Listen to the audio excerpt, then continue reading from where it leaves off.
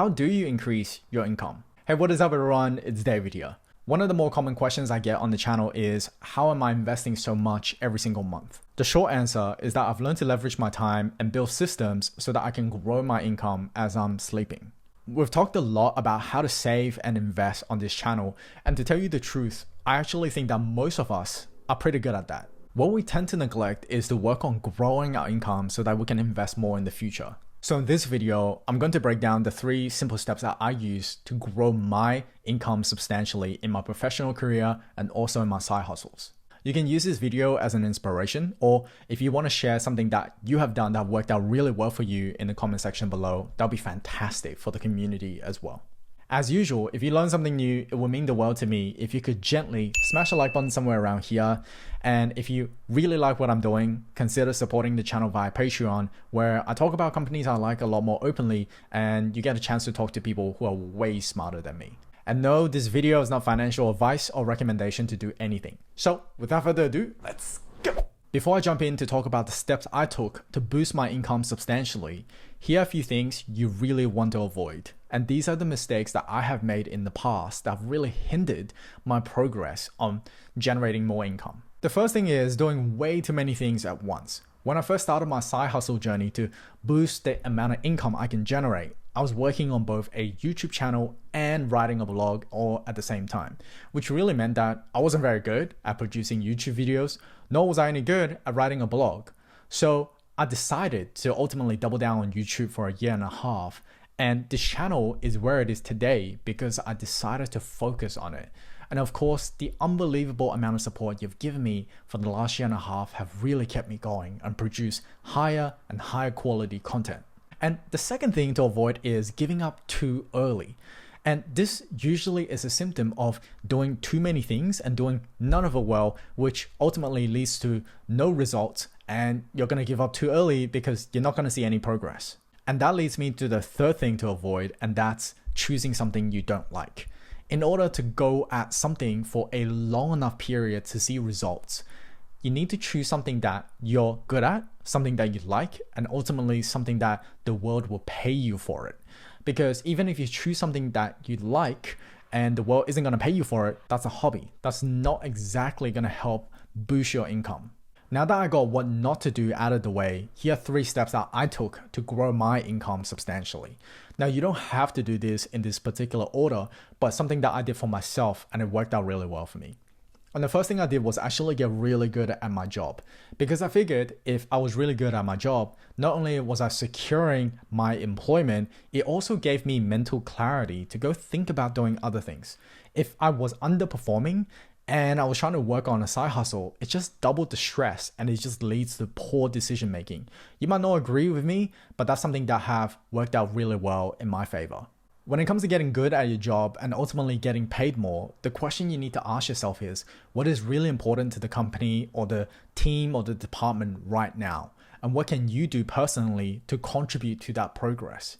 Forget about asking for a pay rise. I personally believe that's just the wrong way to approach it. Your salary, more often than not, is a representation of the amount of value you bring to the company.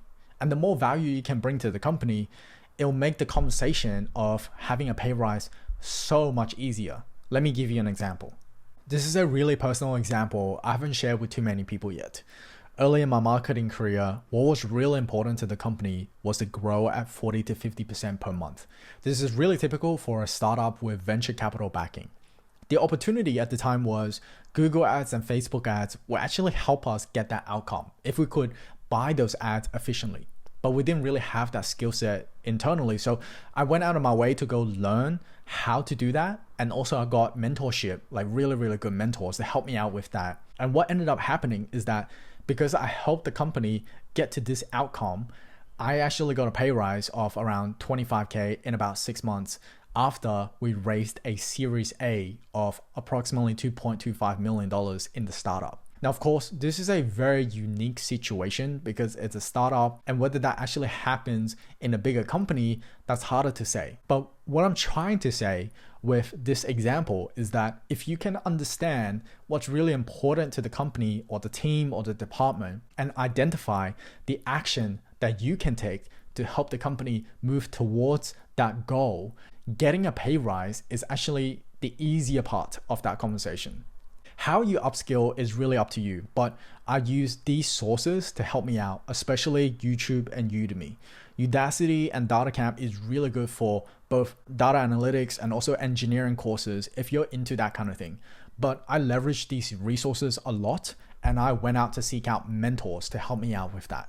Once that side of your life is humming along, you're gonna get some extra mental clarity to think about what to do next. And for me, I really enjoy the Facebook ads, the Google ads, SEO for a business.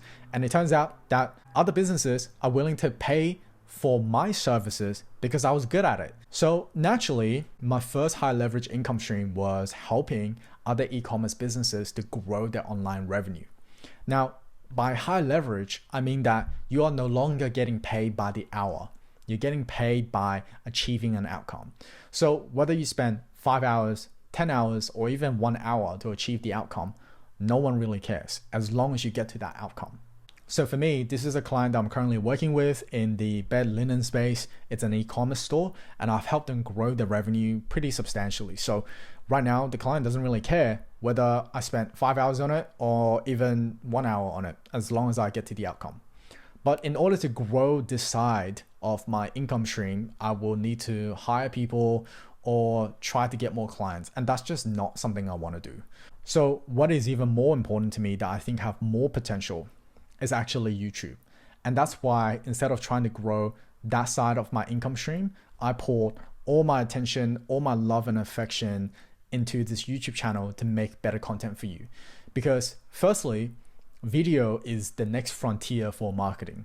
A lot of businesses are scared of jumping into creating videos or even going on YouTube. But YouTube marketing is one of the most important things for businesses nowadays if you really want to grow globally. So for me, the best way to learn about YouTube is to go make videos. And I was really fortunate to make videos on YouTube and talk about something that I really enjoy talking about. That's personal finance and investing.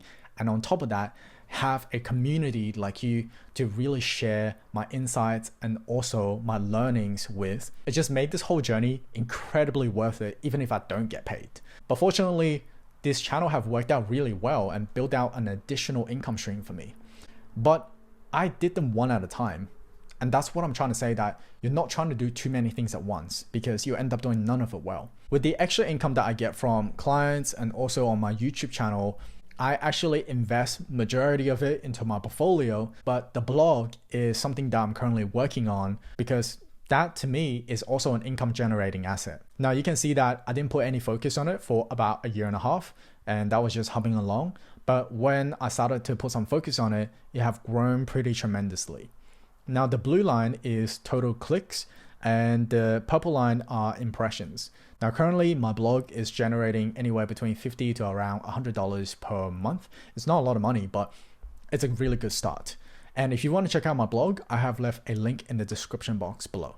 So to summarize everything, the first step that I took to grow my income substantially is to get really good at my job. And this is still a top priority for me. And that's the main reason why I am in Eucalyptus. Because in the company right now, the people that I am surrounded by are some of the smartest people I have ever met in my life. So they are really helping me push my own professional boundaries. So I'm really happy about that.